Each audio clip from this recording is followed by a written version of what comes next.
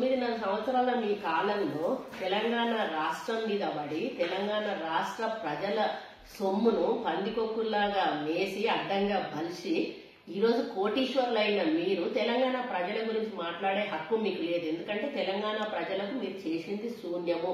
అమరులైన వాళ్ళ గురించి పట్టించుకున్నారా? అమరుల కుటుంబాలకు ఏమన్నా చేశారా? జైళ్లలో పోయిన వాళ్ళకి ఏమన్నా చేశారా?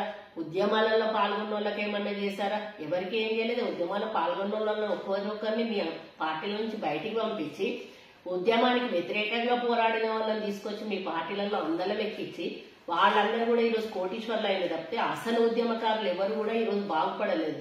అటువంటి పరిపాలన మీరు అందించి అడ్డంగా ప్రజాస్వామ్యను దోచుకొని తిని ఈరోజు దొంగల్లాగా తిన్నారు కాబట్టి ప్రజలు మిమ్మల్ని బయటికి పంపించి మమ్మల్ని ఈరోజు అధికారంలోకి తీసుకొచ్చారు. కాబట్టి ఇది గమనించి మాట్లాడితే బాగుంటుందని కేటీఆర్ గారికి హెచ్చరిస్తాము.